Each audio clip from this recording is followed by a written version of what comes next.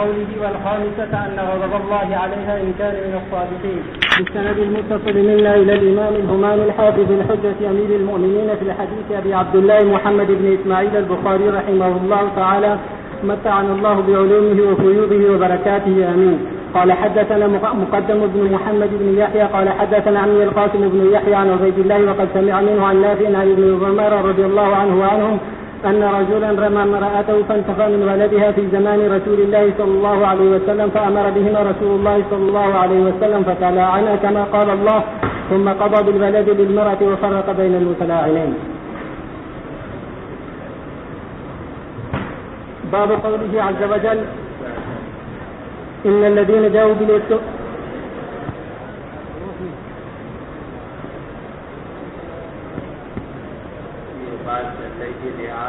لعان سے متعلق آیات اور اس سے متعلق احادیث امام بخاری رحمۃ اللہ علیہ نے آپ حضرات کے سامنے ذکر فرمائی، جس میں حضرت عویمر عجلانی کا بھی قصہ ہے اور حضرت ہلال ابن امیہ رضی اللہ عنہ کا بھی قصہ ہے۔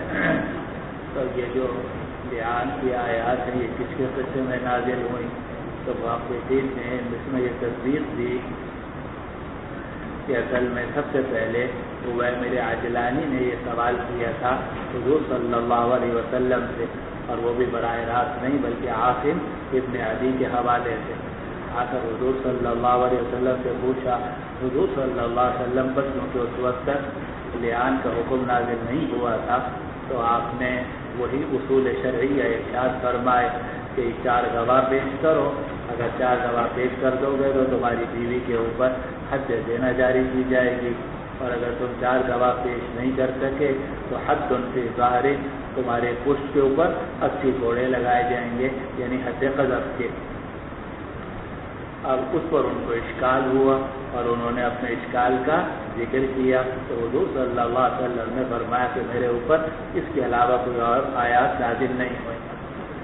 وہ تو چلے گئے۔ اس کے بعد ہلال ابن امیہ آئے اور ہلال ابن امیہ کے ساتھ یہ واقعہ پیش آ چکا تھا اور انہیں حضور صلی اللہ علیہ وسلم کے سامنے یہ سارا واقعہ ذکر کیا۔ اس کے بعد پھر یہ آیات نازل ہوئی، آیات لعان۔ اس کے بعد پھر عویمر عجلانی آئے تو حضور صلی اللہ علیہ وسلم نے ان کے بارے میں فرمایا کہ تمہارے بارے میں یہ آیات نازل ہوئیں، تو ہلال ابن امیہ کے قصے میں بھی نازل ہوئیں اور عویمر عجلانی کے قصے میں بھی نازل ہوئیں، بلکہ قیامت تک جتنے بھی اس قسم کے واقعات ہوں گے وہ سب کے سب اس کے اندر داخل ہیں۔ اور اس لعان کی وجہ سے 2 فائدے ہوئے کہ مرد کے اوپر سے حد قذف ختم ہو گئی اور عورت کے اوپر سے حد زنا ثابت ہو گئی، لیکن لعان کے بعد میاں بیوی کا ساتھ رہنا اب جائز نہیں ہے۔ لعان کی وجہ سے حرمت تو فوراً پیدا ہو جائے گی، لیکن کیا نکاح بھی فسخ ہو جائے گا؟ تو امام شافعی رحمۃ اللہ علیہ کا مذہب یہ ہے کہ لعان سے فوراً نکاح فسخ ہو جائے گا، اور ہمارے نزدیک لعان سے حرمت تو پیدا ہو جائے گی لیکن اس سے خود بخود نکاح فسخ نہیں ہوگا بلکہ نکاح کو فسخ کرنا پڑے گا۔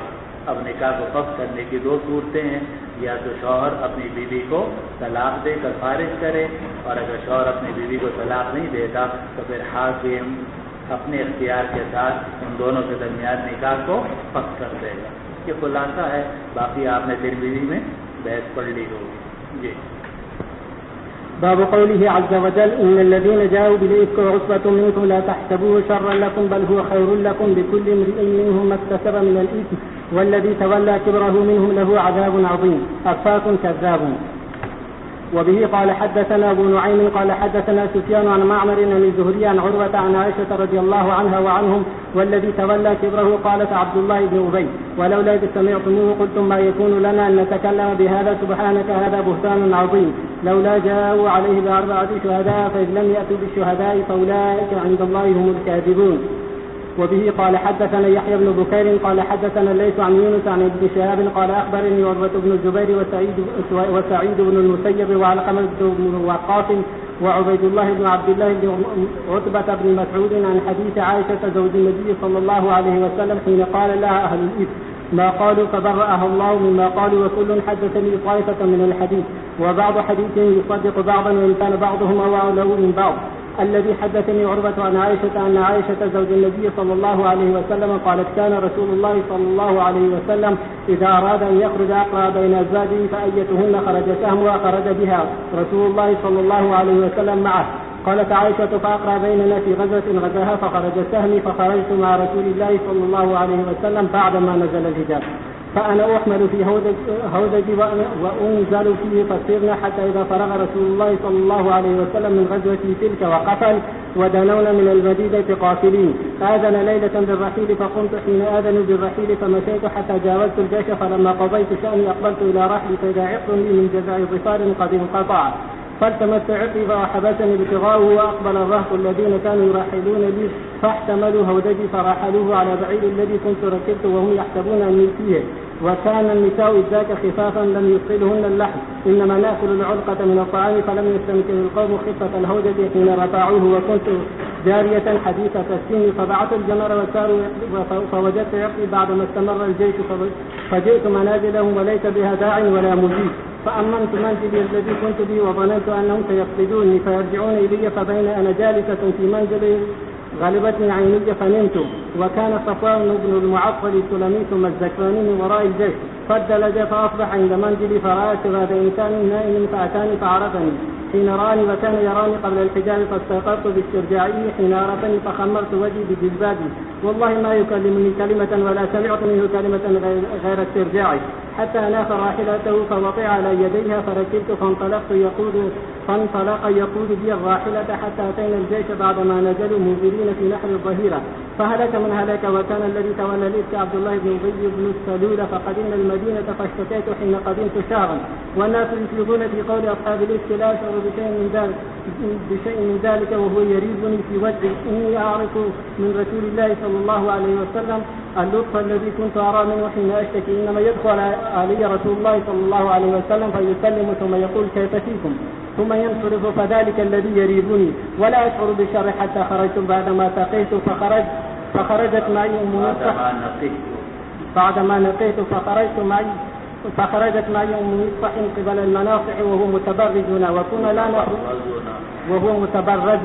وكنا لا نخرج إلا ليلا إلى ليل، وذلك قبل أن تتخذ الكنوف قريبا من بيوتنا، وأمرنا أمر العرب الأول في التبرج قبل الغاية، فكنا نتأذى بالكنوف أن نتخذها عند بيوتنا، فانطلقت أنا وأم مصطح وهي ابنة أبي روم بن عبد مناف وأمها بنت صخر بن عامر خالة أبي بكر الصديق رضي الله عنه، وابنها مصطح بن أثاثة، فأقبلت أنا وأم مصطح قبل بيتي قد فرغنا من شأننا، فعثرت أم مصطح في مرطها فقالت تعيس مصطح، فقلت لها بئس ما قلت أتسبين رجلا شهد بدرا؟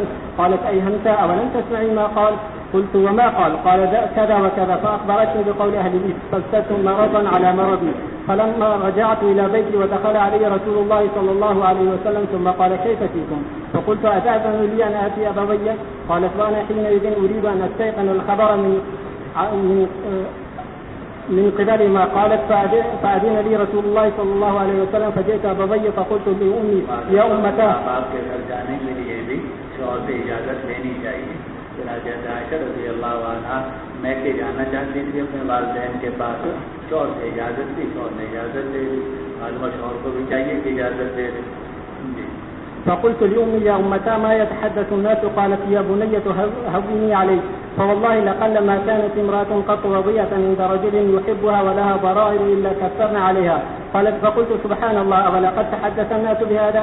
قالت فبكيت تلك الليلة حتى أصبحت لا يرقع لي دمع ولا أستحل بنوم حتى أصبحت أبكي، فدعا رسول الله صلى الله عليه وسلم علي بن أبي طالب وأسامة بن زيد حين لبس الوحي يستأمرهما في فراق أهله. قالت فأما أسامة بن زيد فأشار على رسول الله صلى الله عليه وسلم بالذي يعلم من براءة أهله وبالذي يعلم لهم في نفسه من الجد، فقال يا رسول الله أهلك وما نعلم إلا خيرا. وأما علي بن أبي طالب رضي الله عنه فقال يا رسول الله لم يضيق الله عليك والنساء سواها كثير، وإن تسأل الجارية تصدقها. قالت فدعا رسول الله صلى الله عليه وسلم بريرة فقال أي بريرة هل رأيت من شيء يريبك؟ قالت بريرة والذي بعثك بالحق إن رأيت عليها أمرا أغمسه عليها أكثر من أنها جارية حديثة سني تنام عن دين أهلها، فتأتي الداجن فتأكل. فقام رسول الله صلى الله عليه وسلم فاستعذر يومئذ من عبد الله بن أبي بن سلول فقال رسول الله صلى الله عليه وسلم وهو على المنبر: يا معشر المسلمين، من يعذرني من رجل قد بلغني أذاه في أهل بيتي، فوالله ما علمت من أهلي إلا خيرا، ولقد ذكروا رجلا ما علمت عليه إلا خيرا، وما كان يدخل على أهلي إلا معي. فقام سعد بن معاذ الأنصاري فقال: يا رسول الله، أنا أعذرك منه، إن كان من الأوس ضربت عنقه، وإن كان من إخواننا من الخزرج أمرتنا ففعلنا أمرك. قالت: فقام سعد بن عبادة وهو سيد الخزرج، وكان قبل ذلك رجلا صالحا، ولكن احتملته الحمية، فقال لسعد: كذبت، لعمر الله لا تقتله ولا تقدر على قتله. فقام أسيد بن حضير وهو ابن عم سعد فقال لسعد بن عبادة: كذبت، لعمر الله لنقتلنه، فإنك منافق تجادل عن المنافقين. فتثاور الحيان الأوس والخزرج حتى هموا أن يقتتلوا، ورسول الله صلى الله عليه وسلم قائم على المنبر، فلم يزل رسول الله صلى الله عليه وسلم يخفضهم حتى سكتوا وسكتوا. قالت: فمكثت يوم ذلك لا يرقى لي دمع ولا أتحل بنوم حتى قالت: فأصبح رضائي عندي وقد بكيت ليلتين ويوما لا أتحل بنوم ولا يرقى لي دمع يظنان أن البكاء فالق كبير. قالت: فبينهما جالسان عندي وأنا أبكي، فاستأذنت علي امرأة من الأنصار فأذنت لها فجلست تبكي معي. قالت: فبينا نحن على ذلك دخل علينا رسول الله صلى الله عليه وسلم فسلم ثم جلس. قالت: ولم يجلس عندي من قيل لي ما قيل قبلها، وقد لبث شهرا لا يوحى إليه في لساني. قالت: فتشهد رسول الله صلى الله عليه وسلم حين جلس ثم قال: أما بعد، يا عائشة، فإنه قد بلغني عنك كذا وكذا، فإن كنت بريئة فسيبرئك الله، وإن كنت ألممت بذنبي فاستغفر الله وتوبي إليه، فإن العبد إذا اعترف بذنبه ثم تاب إلى الله تاب الله عليه. قالت: فلما قضى رسول الله صلى الله عليه وسلم قالته قلت دمعي حتى ما وحيت منه قطرة، فقلت لأبي: أجب رسول الله صلى الله عليه وسلم فيما قال: والله ما أدري ما أقول لرسول الله صلى الله عليه وسلم.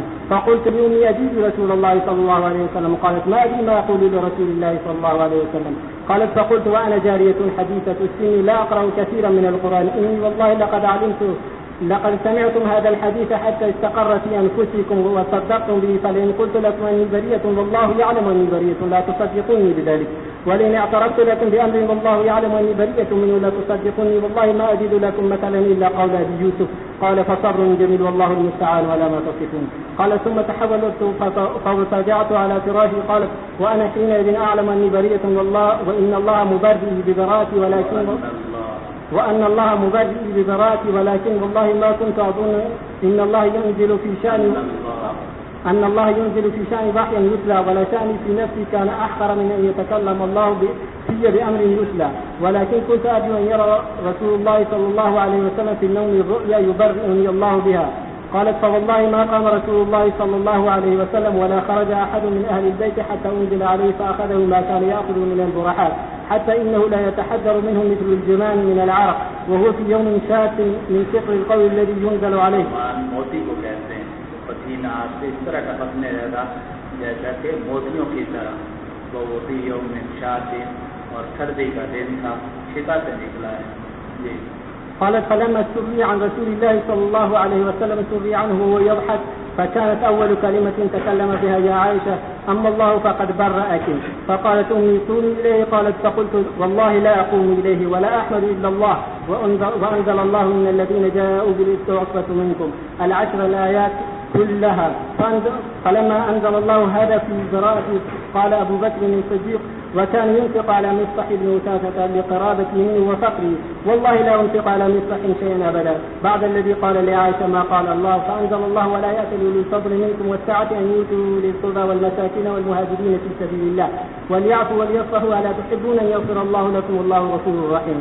قال أبو بكر: بلى والله إني أحب أن يغفر الله لي. فرجع إلى مصطح النفقة التي كان ينفق عليه وقال: والله لا أنزعها منه أبدا. قالت عائشة: وكان رسول الله صلى الله عليه وسلم يسأل زينب ابنة جحش عن أمري، فقالت: يا زينب، ماذا علمت ورأيت؟ فقال: يا رسول الله، أحمي سمعي وبصري، ما علمت إلا خيرا. قالت: وهي التي كانت تساميني من أزواج رسول الله صلى الله عليه وسلم، فعصمها الله بالورع، واستفقت أختها حمنة تحارب لها، فهلكت من هلك من أصحاب أهله. شريك وفي سند المتصل من عند الإمام البخاري رحمه الله تعالى ومتعنا الله بسيوطه وعلى آله آمين. قوله: ولولا ولولا فضل الله عليكم ورحمته لمسكم فيما أخذتم فيه العذاب العظيم.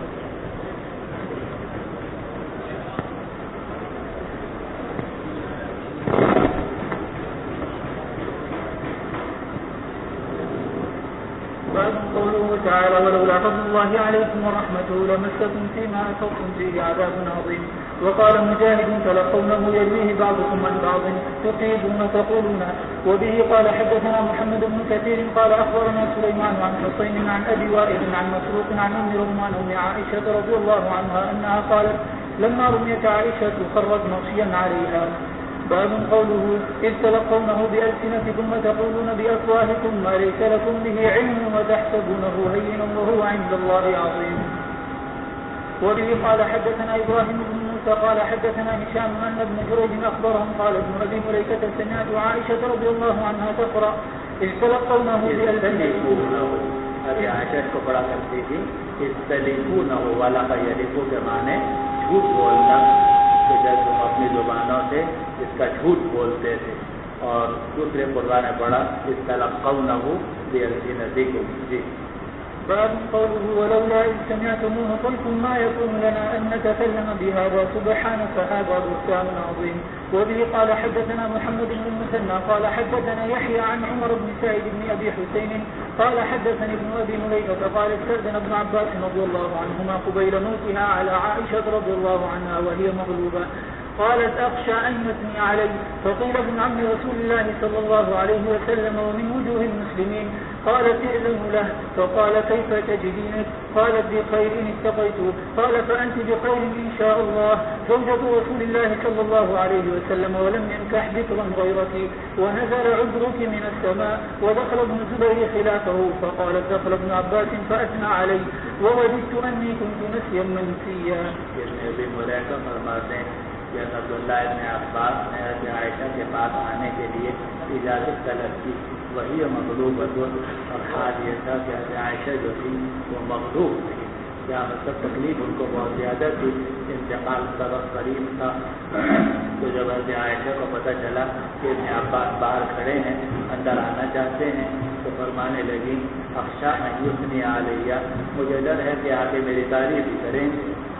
آپ لوگ تو تعریفوں سے خوش ہوتے ہو، لیکن صحابہ رضوان اللہ علیہ اجمعین اس کو پسند نہیں فرماتے تھے. تو اخشیٰ ان یثنی علیہ، مجھے ڈر ہے کہ وہ میری تعریف کریں گے. تو اس پر یاد کیا گیا کہ یہ حضور صلی اللہ علیہ وسلم کے جزات آئی ہیں اور بڑے مسلمانوں میں سے وجوہ المسلمین، مسلمانوں کے چہروں میں سے ہیں، یعنی عظیم مسلمانوں میں سے ہیں. تو فرمائیں سے کہ ٹھیک ہے اجازت دے دو.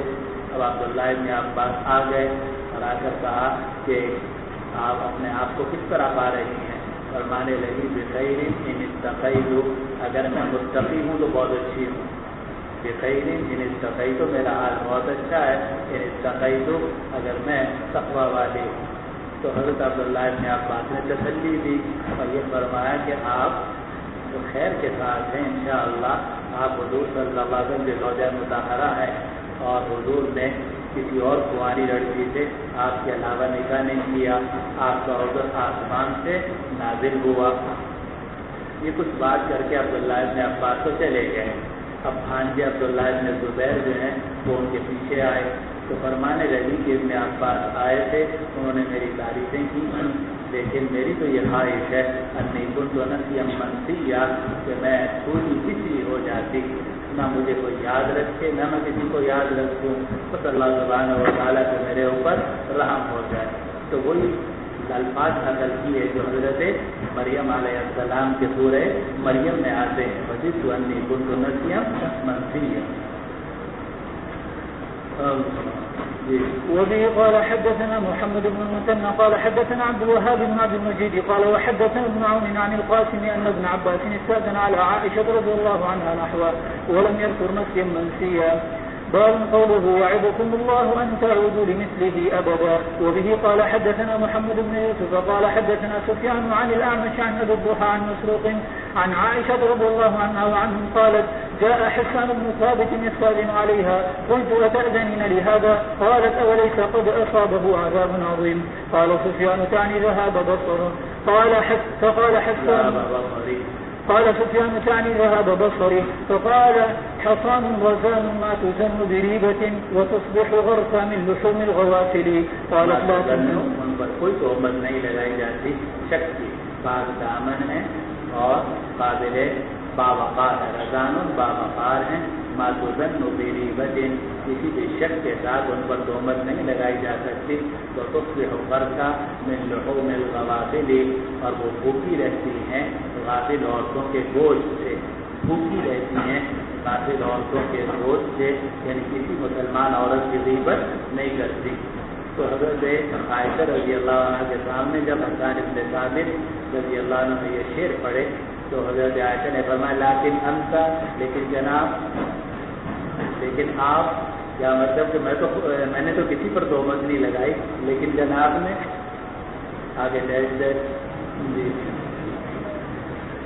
باب قوله ويبين الله لكم الآيات والله عليم حكيم. وبه قال حدثني محمد بن بشار قال حدثنا ابن ابي عدي قال پورا جملہ کہنا کوئی ضروری نہیں، یہ حسن تعبیر ہے مولوی صاحب، یہ سیکھنے کی چیز ہے، حسن تعبیر، یہ بات کس طریقے سے کہنی ہے، کوئی ضرور نہیں کہ آپ لڑھی ماریں، کوئی ضرور نہیں کہ آپ پورا جملہ کہیں، ایک لفظ کہہ دیا حضرت عائشہ رضی اللہ عنہ نے، ساری کہانی اس میں آ گئی جی۔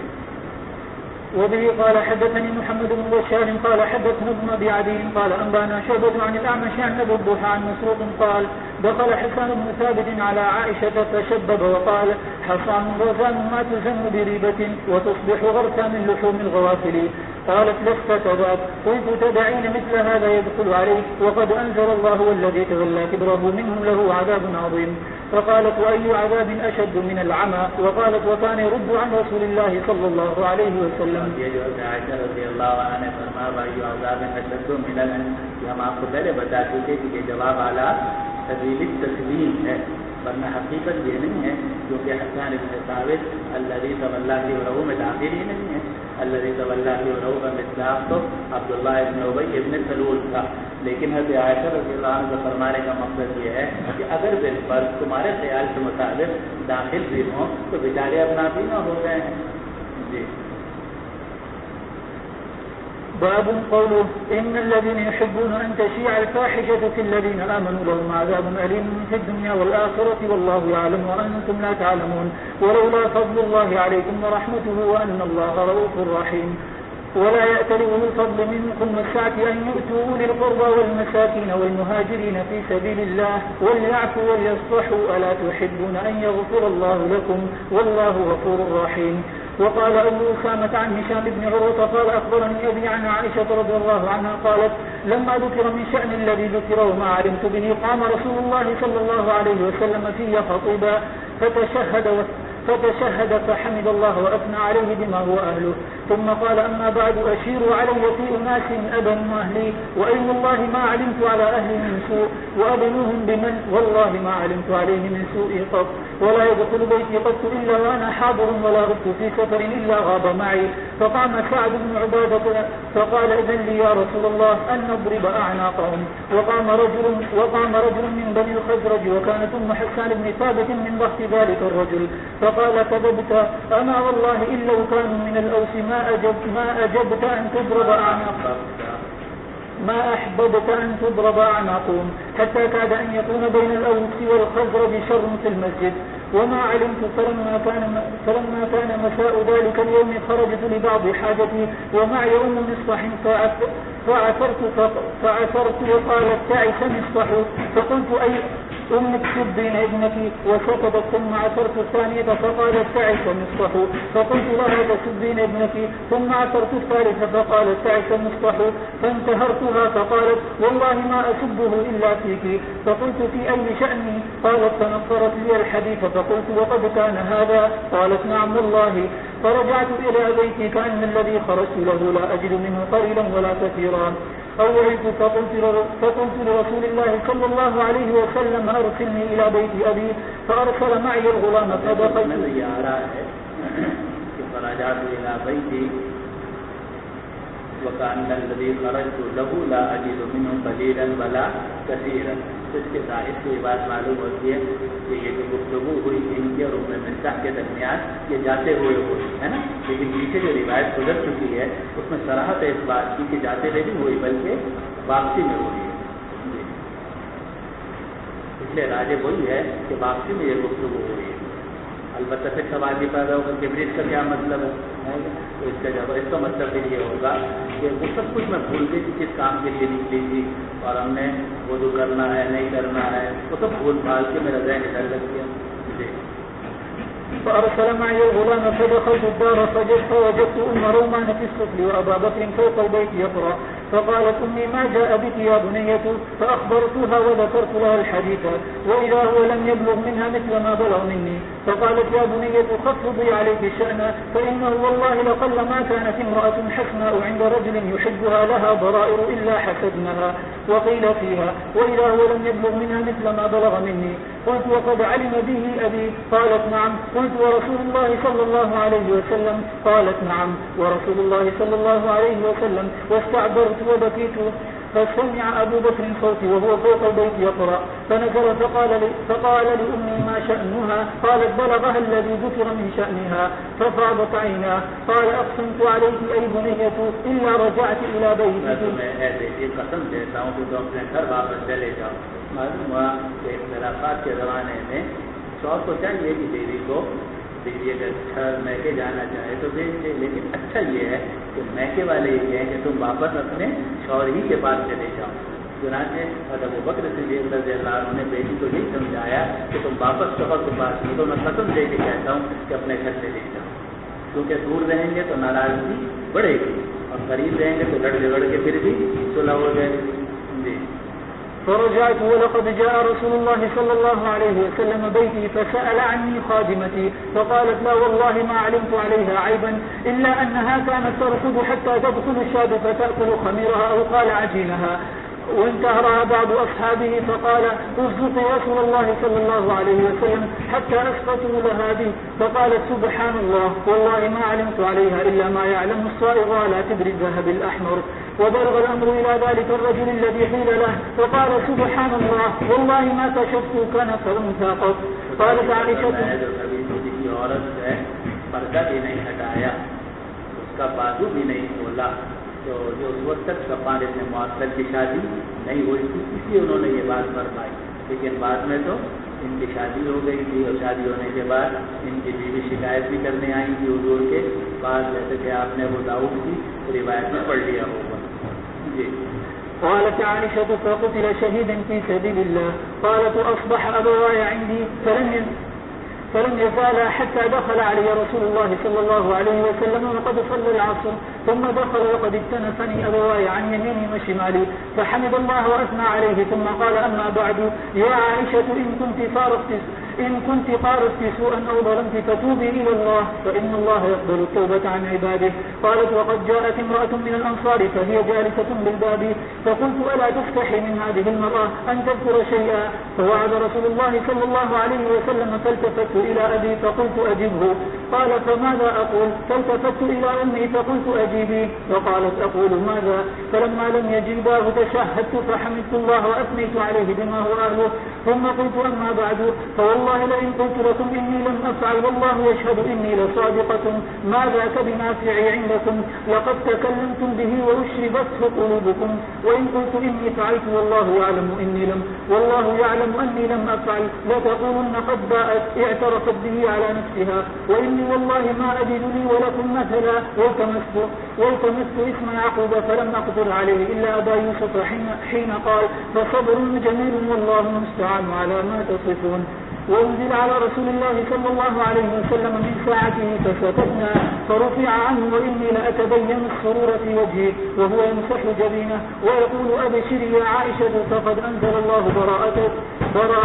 قالت وكنت أشد ما كنت غضبا، فقال لي أبواي قمي إليه، فقلت لا والله لا أقوم إليه ولا أحمده ولا أحمدكما ولكن أحمد الله الذي أنزل براءتي.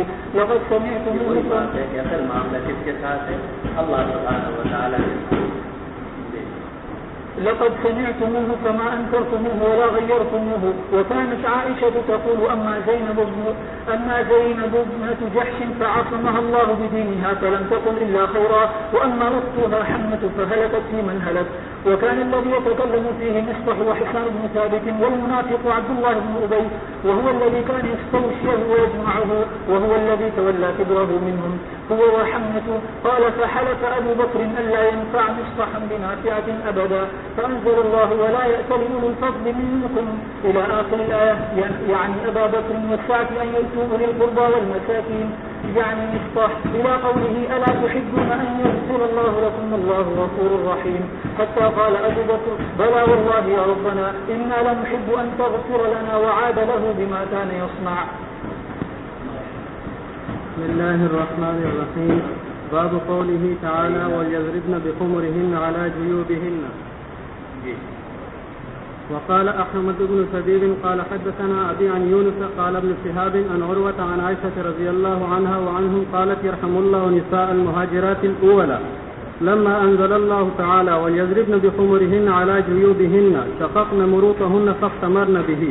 انہوں نے اپنی چادریں لی اور اس کو اوڑھنی بنا لیا. چادر بہت بڑی ہوتی ہے، چوڑی ہوتی ہے، اس کے 2 حصے کر کے انہوں نے اس کی اوڑھنی بنا لی تاکہ سر کے بال بھی ڈھک سکیں اور سینے پر بھی ڈال سکیں.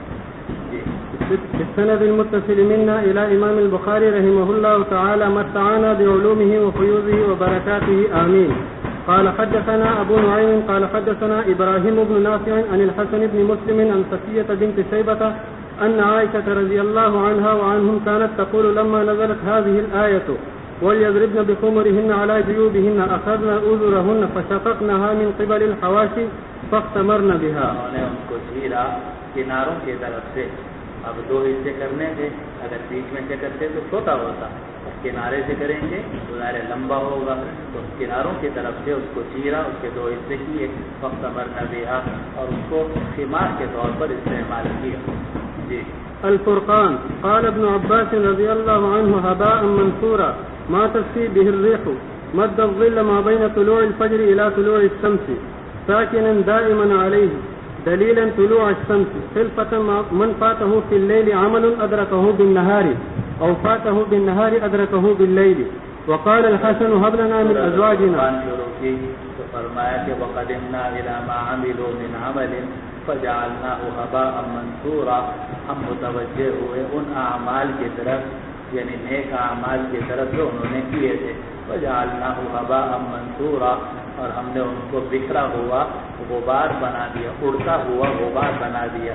ایک غبار وہ ہے جو زمین پر ہوتا ہے، اور ایک غبار وہ ہے جو دھوپ میں نظر آتا ہے. دھوپ اندر آ رہی ہو اس کو آپ دیکھیں تو اس کے اندر ریت کے ذرات نظر آتے ہیں، اسے کہا جاتا ہے ہباء منثورا. ان کا کوئی وزن نہیں ہوتا. تو مقصد یہ ہے کہ جو اعمال اللہ سبحانہ و تعالیٰ کی رضا کے لیے نہیں کیے گئے، غیر اللہ کو خوش کرنے کے لیے کیے گئے، تو اس کا کوئی وزن آخرت کے اندر نہیں ہوگا. لا نقیم بیوم القیامت وزنا، اس کا کوئی وزن نہیں ہوگا. ما تسفی به الريح ہباء منثورا کہتے ہیں ان ریت کے ذرات کو جن کو ہوا اڑاتی ہو. الم تر الی ربک کیف مد الظل، کیا تم نے اپنے پروردگار کو نہیں دیکھا کہ اس نے رائے کو کیسے لمبا کیا طلوع فجر سے لے کر طلوع شمس تک. ساکنا دائما علیہ دلیلا طلوع الشمس. جعلنا اللیل والنہار خلفۃ، ہم نے رات اور دن کو خلفہ بنایا ہے. اس خلفہ کی 2 تفسیریں کی گئی ہیں. ایک تفسیر یہ کی گئی کہ ایک دوسرے کے پیچھے آتے ہیں، پہلے رات آئی پھر دن آیا، پھر دن گیا تو رات آئی، یہ خلفہ. ایک دوسری تفسیر ہے جس کو امام بخاری رحمۃ اللہ علیہ نے اختیار فرمایا کہ من فاتہ باللیل عمل ادرکہ بالنہار او فاتہ بالنہار ادرکہ باللیل، کہ ان میں سے ایک خلفہ ہے کہ اگر ایک کے اندر کوئی آپ وظیفہ کرتے تھے یا آپ کا کوئی عمل تھا دینی اور وہ نہ کر سکے تو اگر دوسرے میں کر دیں گے تو وہی ثواب مل جائے گا. جیسا کہ آپ نے پڑھا ہوگا کہ اگر کوئی آدمی تہجد کا عادی ہو اور روزانہ 8 رکعت فرض کرو کہ تہجد پڑھتا تھا، کسی روز اس کی آنکھ نہ کھلی تو اگر زوال سے پہلے وہ پڑھ لے گا تو اس کو بالکل وہی ثواب ملے گا جو تہجد کا ثواب ملتا تھا. تو یہ خلفہ ہے. یا دن میں کوئی عمل کرتا تھا، کوئی وظیفہ پڑھتا تھا، کوئی تسبیح پڑھتا تھا، دن میں مصروفیت کی وجہ سے، اسپتال جانے کی وجہ سے، کسی اور وجہ سے نہیں کر سکا تو رات کو اس نے وہ کر لیا، تو یہ نہ سمجھے کہ فوت ہو گیا، نہیں خلفت۔ اس کو امام بخاری رحمۃ اللہ نے اختیار فرمایا کہ من فاتہ فی اللیل عمل ادرکہ بالنہار، آدمی دن میں وہ کام کر سکتا ہے، اور اگر دن میں فوت ہو جائے تو رات میں وہ کام کر سکتا ہے۔ جی۔ وقال الحسن رحمه الله هب لنا من ازواجنا في طاعة الله وما شيء اقر لعين المؤمن من ان يرى حبيبه في طاعة الله۔ وقال ابن عباس رضی اللہ عنہ اور ہماری اولاد کو، ذریت کو ہماری آنکھوں کی ٹھنڈک بنا دے۔ معلوم ہو کہ بیوی بچوں سے محبت ہونا اور ان کی آنکھ کے ٹھنڈک ہونا یہ نعمت ہے۔ آج کل کے دیندار لوگ بیوی بچوں کو بڑے خلاف ہوتے ہیں، حالانکہ یہ بیوی بچے یہ اللہ سبحانہ و تعالیٰ کی نعمت ہے۔ وما ارسلنا من قبلک، کیا ہے وہ جعلنا لهم ازواجا وذریہ، قرآن مجید میں آتا ہے کہ جتنے انبیاء کرام علیہ السلام آئے ہیں ان کی بیویاں بھی تھیں اور ان کی اولاد بھی تھی، تو بیویاں اور اولاد کو عام طور سے یہ سمجھا جاتا ہے کہ یہ دین کے لیے مانع ہے، اور ایک آیت پیش کی جاتی ہے کہ انما، اب وہ فتنہ جو ہے، حالانکہ فتنہ کے معنی ہے آزمائش کے موجودات، تو اگر آپ ان کی طرف زیادہ توجہ دیں تو بھی فتنہ ہے، اور اگر آپ ان کو بالکل نظر انداز کر دیں، ان کے حقوق ادا نہ کریں تو بھی فتنہ ہے، لیکن اگر آپ ان کے حقوق کے اعتدال کے ساتھ ادا کریں تو نور علی نور ہے، اور یہ طریقہ ہے انبیاء کرام علیہم السلام کا۔ تو اللہ تعالیٰ نے ہمیں دعا سکھائی کہ هب لنا من ازواجنا وذریاتنا قرۃ اعین۔ چلو۔ وقال ابن عباس رضی اللہ عنہما صبورا ویلا، وقال غیرہ السعیر مذکر والتسعر والاضطرام۔ وہ وہاں موت کو پکاریں گے، جہنم کے اندر موت کو پکاریں گے، تو صبور کے معنی موت اور ہلاکت۔ جی۔ وقال غیرہ السعیر مذکر والتسعر والاضطرام التوقد الشدید۔ لمن کذب بالساعۃ سعیرا، تو سعیر کہتے ہیں جہنم کو، اور تسعر اور اضطرام کے معنی جلنا اور جلانا۔ جی۔ تملی علیہ تقرأ علیہ من املیت و امللت۔ اب یہ ہے کہ اساطیر الاولین تملا علیہ بکرۃ و اصیلا، کہ جس کی تلاوت کی جاتی ہے صبح اور شام، تقرأ۔ جی۔ الرس المعدن وجمعه رساس۔ اصحاب الرس یہ آتا ہے، اصحاب الرس، رس یہ ہے کان کو کہتے ہیں، تو جس جگہ میں یہ رہتے تھے اصحاب الرس وہاں کانے، بعض لوگوں نے کہا کہ رس نہر کا نام ہے، بعض نے کہا کہ رس بستی کا نام ہے، کچھ بھی ہو، لیکن امام بخاری رحمۃ اللہ نے ترجیح کو دی کہ رس سے مراد ہے معدن، کہ جس جگہ میں اصحاب الرس رہتے تھے تو وہاں کانے۔ جی۔ ما يعبأ يقال ما عبأت به شيئا لا يعتد به۔ قل ما يعبأ بكم ربي لولا دعاؤكم، اگر تمہاری دعا نہ ہوتی تو تمہارا رب تمہیں کوئی پرواہ نہ کرتا۔ تو ما يعبأ لا يعبأ اس کے معنی ہے پرواہ کرنے کے۔ جی۔ غراما هلاكا۔ وقال مجاهد رحمه الله وعتوا طغوا۔ وقال ابن عيينة عاتية عتت على الخزان۔ اب یہ عاتیہ یہاں نہیں ہے بلکہ سورۃ القمر کے اندر آئے 27ویں پارے میں، لیکن امام بخاری رحمۃ اللہ علیہ کا ذہن میں چلا گیا بریح صرصر عاتیہ، بلکہ سورۃ القمر میں بھی ہے اور سورۃ الحاقہ میں بھی ہے۔ تو عاتیہ کہتے ہیں اس آندھی کو جو سرکش ہو گئی تھی، عتت علی الخزان، کہ وہ فرشتے جنہوں نے اس آندھی کو اور ہواؤں کو تھاما ہوا ہے ان کے ہاتھوں سے بھی چھوٹ گئی تھی، جیسا کہ تفسیر میں آپ نے پڑھا ہوگا۔ جی۔ باب قوله تعالى الذين يحشرون على وجوههم إلى جهنم أولئك شر مكانا وأضل سبيلا۔ وبه قال حدثنا عبد الله بن محمد قال حدثنا يونس بن محمد البغدادي قال حدثنا شيبان عن قتادة قال حدثنا أنس بن مالك رضي الله عنهما وعنهم أن رجلا قال يا نبي الله يحشر الكافر على وجهه يوم القيامة قال أليس الذي أمشاه على الرجلين في الدنيا قادرا على أن يمشيه على وجهه يوم القيامة قال قتادة بلى وعزة ربنا۔ باب قوله تعالى والذين لا يدعون مع الله إلها آخر ولا يقتلون النفس التي حرم الله إلا بالحق ولا يزنون ومن يفعل ذلك يلقى أثاما۔ الأثام العقوبة۔ وبه قال حدثنا مسدد قال حدثنا يحيى عن سفيان قال حدثني منصور وسليمان عن أبي وائل عن أبي ميسرة عن عبد الله رضي الله عنه وعنهم قال وحدثني واصل عن أبي وائل عن عبد الله رضي الله عنه وعنهم قال سألت أو سئل رسول الله صلى الله عليه وسلم أي الذنب عند الله أكبر قال أن تجعل لله ندا وهو خلقك قلت ثم أي قال ثم أن تقتل ولدك خشية أن يطعم معك قلت ثم أي قال ثم أن تزاني بحليلة جارك قال ونزلت هذه الآية تصديقا لقول رسول الله صلى الله عليه وسلم والذين لا يدعون مع الله إلها آخر ولا يقتلون النفس التي حرم الله إلا بالحق. اب یہ جو آگے روایتیں آ رہی ہیں اس سے پہلے ایک بات سمجھ لو، وہ یہ ہے کہ حضرت عبداللہ ابن عباس رضی اللہ عنہ کا یہ قول مشہور تھا کہ قاتل مسلم کے لیے کوئی توبہ نہیں. اگر کوئی مسلمان دوسرے مسلمان کو قتل کرے گا اس کے لیے کوئی توبہ کسی قسم کی نہیں. اور وہ کہتے تھے قرآن مجید میں صاف لکھا ہوا ہے کہ وَمَن يَقْتُلْ مُؤْمِنًا مُتَعَمِّدًا فَجَزَاؤُهُ جَهَنَّمُ خَالِدًا فِيهَا وَغَضِبَ اللَّهُ عَلَيْهِ وَلَعَنَهُ وَأَعَدَّ لَهُ عَذَابًا عَظِيمًا.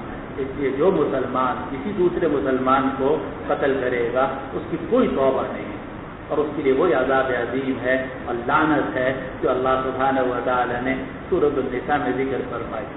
اب اس پر عبداللہ ابن عباس رضی اللہ عنہ کے سامنے یہ عرض کیا گیا کہ سورۃ الفرقان کے اندر تو ہے کہ والذین لا يدعون مع الله إلها آخر ولا يقتلون النفس التي حرم الله إلا بالحق ولا يزنون ومن يفعل ذلك، اور جو یہ کام کرے گا قتل کرے گا زنا کرے گا یلقى أثاما يضاعف له العذاب يوم القيامة ويخلد فيه مهانا إلا من تاب وآمن وعمل عملا صالحا فأولئك يبدل الله سيئاتهم حسنات وكان الله غفورا رحيما. تو سورۃ الفرقان کی آیت سے تو معلوم ہوتا ہے کہ الا من تابا کا استثناء ہے اور قاتل کے لیے توبہ کا دروازہ بند نہیں ہے بلکہ قاتل توبہ کر سکتا ہے. یہ آیت کس کے سامنے پیش کی گئی؟ عبداللہ ابن عباس رضی اللہ عنہ کے سامنے. تو عبداللہ ابن عباس اس کے دو جواب دیتے ہیں. عبداللہ ابن عباس اپنے موقف سے ہٹتے نہیں تھے. عبداللہ ابن عباس رضی اللہ عنہ اپنے موقف سے ہٹتے نہیں تھے بلکہ دو جواب دیتے تھے.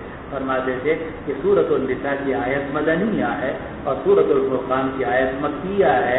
تو سورۃ الفرقان کی آیت مکیہ ہے، منسوخ ہے، اور سورۃ النساء کی جو آیت ہے وَمَن يَقْتُلْ مُؤْمِنًا مُتَعَمِّدًا وہ مدنی ہے اور ناسخ. ایک جواب تو صحیح ہے پکا. دوسرا وہ جواب یہ دیتے تھے یہ جو آیت ہے والذین لا يدعون مع الله إلها آخر ولا يقتلون النفس التي حرم الله إلا بالحق، یہ کافروں کے بارے میں نازل ہوئی ہے. اور وہ اصل میں قصہ یہ ہوا تھا کہ مکہ مکرمہ کے لوگوں نے اسلام لانے کا ارادہ کیا کچھ لوگوں نے، لیکن انہوں نے سوچا کہ ہم تو قتل بھی کر چکے ہیں، زنا بھی کر چکے ہیں اور غیر اللہ کی پرستش بھی کر چکے ہیں، تو اب ہمارے لیے کوئی توبہ کا ہے دروازہ یا نہیں. ان کے لیے استثناء نازل کیا گیا کہ الا من تاب وآمن وعمل عملا صالحا فاولئک یبدل اللہ سیئاتہم حسنات. اور کفر جو ہے ان الاسلام یہدم ما کان قبل، تو اسلام سے چونکہ پچھلے سارے گناہ معاف ہو جاتے ہیں اس لیے کافر اگر مسلمان ہوگا اور کافر نے حالت کفر میں اگر کسی مسلمان کو قتل کیا ہوگا بعد میں وہ اسلام لے آئے گا اور توبہ صحیحہ کر لے گا تو وہ کفر کا گناہ معاف ہوگا. تو والذین لا یدعون کافروں سے متعلق ہے. اور وَمَن يَقْتُلْ مُؤْمِنًا مُتَعَمِّدًا کی آیت جو ہے وہ عام ہے. تو جو مسلمان کسی مسلمان کو قتل کرے گا عبداللہ ابن عباس فرماتے تھے اس کے لیے کوئی توبہ نہیں، اس کے لیے کوئی توبہ نہیں ہے، وہ جہنم میں نہیں. یہ مسئلہ اچھی طرح سمجھ لو کیونکہ آج کل قتل مسلم کا دروازہ آج کل کیا شروع سے کھلا ہوا ہے. تو عبداللہ ابن عباس اس معاملے میں بڑے سخت تھے اور وہ فرماتے تھے کہ قاتل مسلم کے لیے کوئی توبہ نہیں. مسلمان اگر مسلمان کو قتل کرے گا اس کے لیے کوئی توبہ کا دروازہ نہیں. اور سورۃ الفرقان کی آیت کے اندر ان کے ہاں دو تعبیریں ہو گئیں. ایک تعبیر یہ ہو گئی کہ سورۃ الفرقان کی آیت مکی ہے اور سورۃ النساء کی مدنی ہے، مدنی نے آ کر مکیہ کو منسوخ کر دیا. اور دوسری تعبیر یہ کی گئی کہ والذین لا یدعون کا یہ ہے کافروں کے لیے جو اسلام لے آئے. تو اسلام ان الاسلام یہدم ما کان قبل، لیکن کوئی مسلمان اگر کسی مسلمان کو قتل کرے گا اس کا اس آیت سے کوئی تعلق نہیں ہے. اس کے لیے تو سورۃ النساء کی آیت ہے کہ فجزاؤہ جہنم خالدا فیہا وغضب اللہ علیہ ولعنہ واعد له عذابا.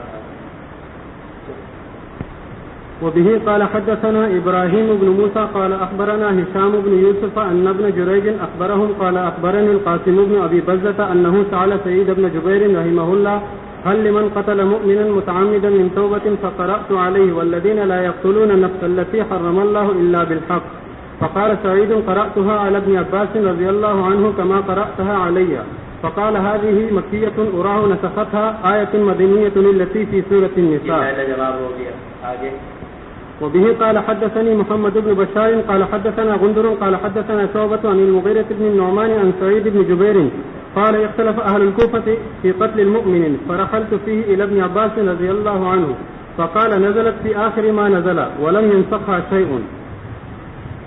وبه قال حدثنا آدم قال حدثنا شعبة قال حدثنا منصور عن سعيد بن جبير سألت ابن عباس رضي الله عنه عن قوله تعالى فجزاؤه جہنم قال لا توبة له عن قوله. عبداللہ ابن عباس فرماتے تھے اس کی کوئی توبہ نہیں. وعن قوله تعالى جل ذكره ولا يدعون مع الله إلها آخر قال كانت هذه في الجاهلية. كانت هذه في الجاهلية کی تفصیل اگلی روایت میں آ رہی ہے. باب قول بسم الله الرحمن الرحيم باب قوله يضاعف له العذاب يوم القيامة ويخف فيه مهانا. وبسند المتصل منا إلى الإمام البخاري رحمه الله تعالى واستعنا بعلومه وفيوضه وبركاته آمين. قال حدثنا سعد بن حفص قال حدثنا شيبان عن منصور عن سعيد بن جبير قال ابن أبزة سئل ابن عباس رضي الله تعالى عنهما عن قوله تعالى ومن يقتل مؤمنا متعمدا فجزاؤه جهنم وقوله والذين لا يقتلون النفس التي حرم الله إلا بالحق حتى بلغ إلا من تاب.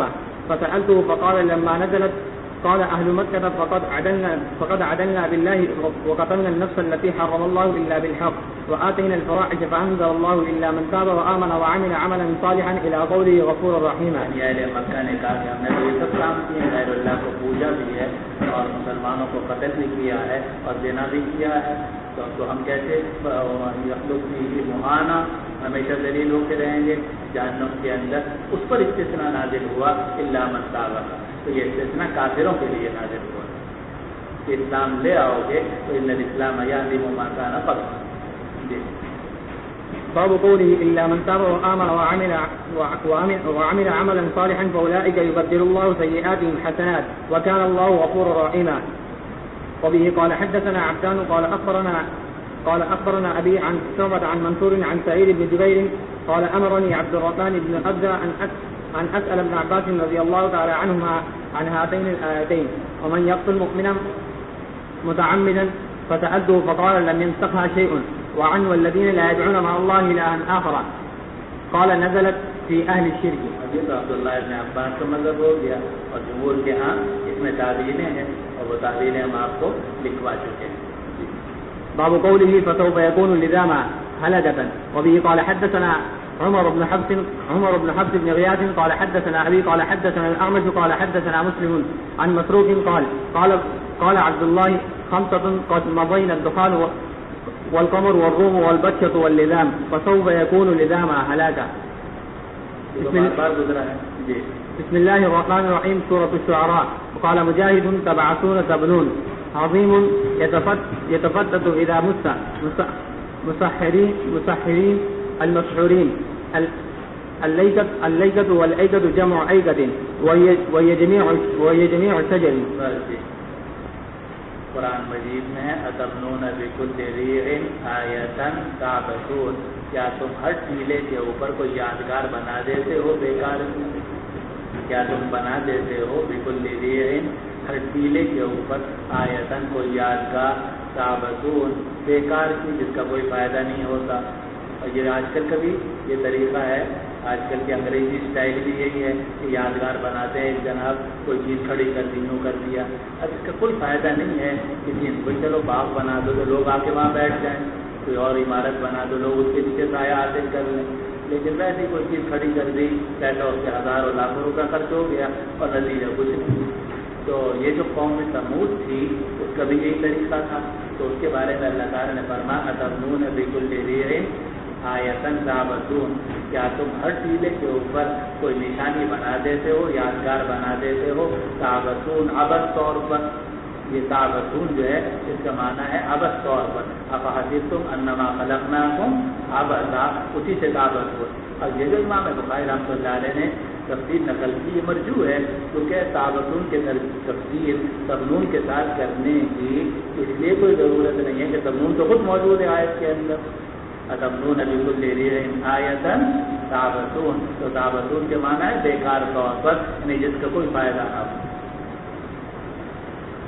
اچھا جی، مطہرین انما انت من المطہرین، یہ کافر جو تھے یہ نبی کو کہتے تھے کہ آپ کے اوپر تو جادو کر دیا گیا ہے. اصحاب الایکۃ المرسلین، اصحاب الایکہ، اس کو ایکہ بھی پڑھا گیا، لیکہ بھی پڑھا گیا، اور یہ ایکہ کی جمع ہے اور اس کا معنی ہوتے ہیں جھنڈ کے. یوم الظلہ، جبکہ عذاب ان کے اوپر چھا گیا تھا. موضوع معنی میں کس کے؟ معلوم کے. اور کالطود الجبیل فانفلق فکان کل فرق کالطود العظیم، تو پہاڑ پھٹ گیا اور ہر ٹکڑا ایسا ہو گیا، باقی سمندر پھٹ گیا تو ہر ٹکڑا ایسا ہو گیا جیسے ایک بڑا پہاڑ ہے. فانفلق اے فانفلق البحر فکان کل فرق کالطود العظیم، تو کالطود العظیم کا ترجمہ کر دیا کالجبل. ان هؤلاء لشرذمة قلیلون، تو شرذمہ کہا جاتا ہے طائفہ قلیلہ کو. وتقلبک فی الساجدین، الساجدین سے مراد ہیں مصلین، نماز پڑھنے والے. اور عبداللہ ابن عباس نے فرمایا لعلکم تخلدون، تم تو اس طریقے سے عمارتیں بناتے ہو جیسے ہمیشہ یہیں رہو گے. کأنکم، تو لعلکم یہ معنی میں کس کے؟ کأنکم کے. اتبنون بکل ریع، اب پھر امام بخاری پیچھے چلے گئے تو ری کہا جاتا ہے الیفا من الارض کو، یعنی اونچی زمین کو جس کو ٹیلا بھی کہتے ہیں، اور اس کی جمع ریا، اور اریا آتی ہے واحد الریا ہے. تتخذون مصانع لعلکم تخلدون، دیکھو سب آگے پیچھے ہو رہا ہے. تتخذون مصانع لعلکم تخلدون، تم جو ہے مصانع بناتے ہو، صنعتیں بناتے ہو. تو مصانع ہر وہ بنا، ہر تعمیر کو کہتے ہیں، اور جو بھی تعمیر بنائی جائے گی وہ مصنعات ہوگی. فرحین تنحتون من الجبال بیوتا فارحین، اس کو فارحین بھی پڑھا گیا اور فرحین بھی پڑھا گیا کہ تم پہاڑوں کے اندر گھروں کو کھودتے ہو. کیونکہ قوم سمود کے لوگ جو تھے وہ ان کو گھر پہاڑوں کو کھود کے گھر بناتے تھے. آج کل بھی اس کے نشانات موجود ہیں. تنحتون من الجبال بیوتا فارحین، تو فارحین یہ معنی میں ہے مرحین کے، اور اس کے معنی ہے اترانے والے. یہ کام بھی کرتے ہو اور اتراتے بھی ہو. جی، اور ایک ترجمہ کیا گیا فارحین یا حاذقین، اس فن کے اندر تم بڑے ماہر ہو. لا تعثوا فی الارض مفسدین، زمین کے اندر فساد مت پھیلاؤ. جی، واتقوا الذی خلقکم والجبلۃ الاولین، والجبلہ یہ معنی میں ہے کس کے؟ خلق کے. چلو، باب قوله ولا تخزنی یوم یبعثون، نہیں پڑھی عبارت تو پڑھو نا تاکہ بخاری تو پوری ہو جائے. يوم الظلة إذلال العذاب إياهم موضوع معلوم كالطود كالجبل لشرذمة طائفة قليلة في الساجدين المصلين. وقال ابن عباس رضي الله تعالى عنهما لعلكم تخلدون كأنكم الريع اليفاع من الأرض، وجمعه ريعة وأرياع، واحده الريعة. مصانع كل بناء فهو مصنعة. فرحين مرحين فارحين بمعناه، ويقال فارحين حاذقين. تعصوه وأشد الفساد. عسى يعيش عيسا الجبلة. دیکھو عسى يعيش جو ہے یہ ناقص بابی ہے، اور عسى يعيش یہ اجوف یائی ہے. لیکن امام بخاری رحمۃ اللہ علیہ کا مقصد یہ ہے کہ ناقص بابی ہو یا اجوف یائی ہو، دونوں کا معنی ایک ہی ہے. الجبلة الخلق، جبل خلق، ومنه جبلا وجبلا يعني الخلق. بولتے ہیں اس کی جبلت کے اندر یہ بات داخل ہے، فطرت میں داخل ہے. باب قوله ولا تخزني يوم يبعثون. وقال إبراهيم بن الرحمن عن ابن أبي ذئب عن سعيد بن أبي سعيد المقبري عن أبيه عن أبي هريرة رضي الله تعالى عنه عن النبي صلى الله عليه وسلم قال إن إبراهيم رأى أباه يوم القيامة وعليه الغبرة والقدرة. وبه قال حدثنا إسماعيل قال حدثنا أخي عن ابن أبي ذئب عن سعيد المقبري عن أبي هريرة رضي الله تعالى عنه عن النبي صلى الله عليه وسلم قال يلقى إبراهيم أباه فيقول يا رب إنك وعدتني أن لا تخزني يوم يبعثون فيقول الله إني حرمت الجنة على الكافرين.